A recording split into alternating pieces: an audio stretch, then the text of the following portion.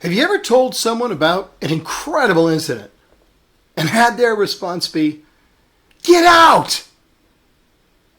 Sounds silly, I know. I mean, there are some pretty strange idioms that, on the surface, make no sense at all.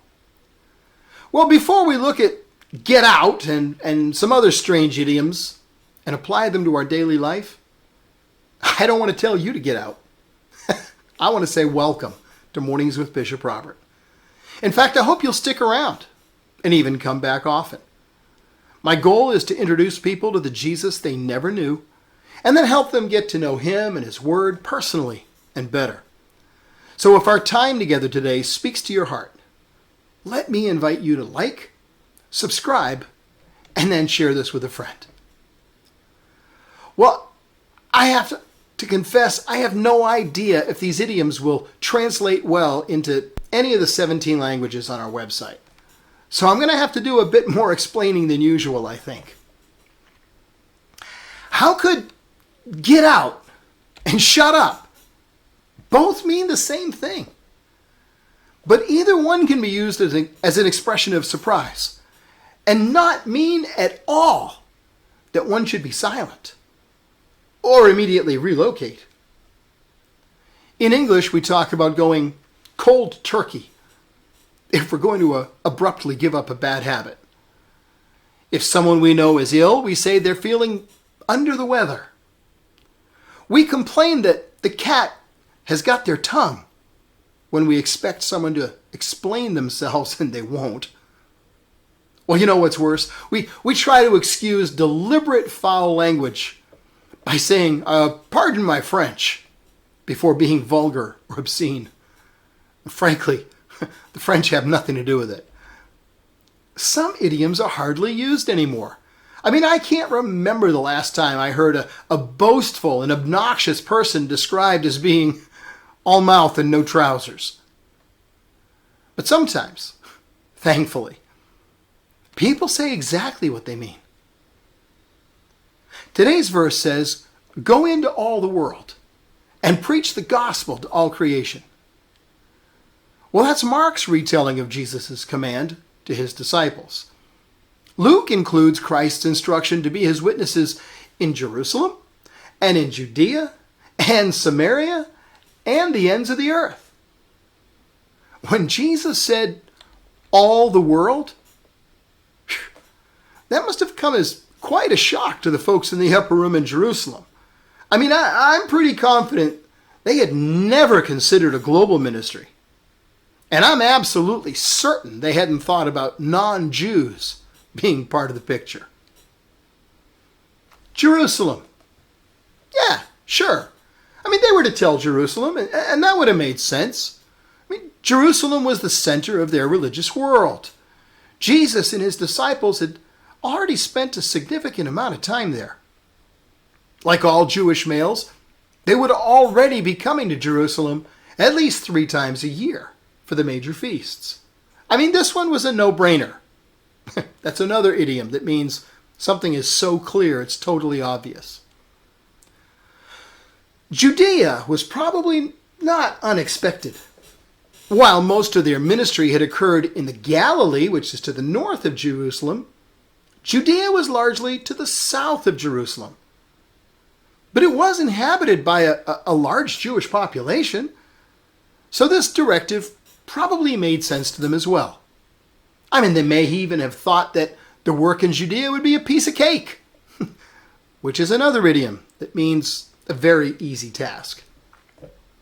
Now, Samaria, that was where things began to get dicey, which is an idiom referring to something that offers a real challenge.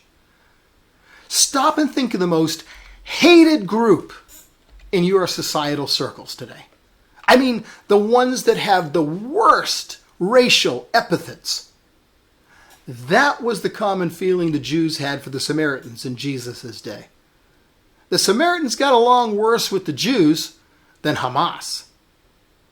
The Jews and the Samaritans hated one another with so much that most people traveling from Galilee to Jerusalem wouldn't take the straight or short route and pass through Samaria.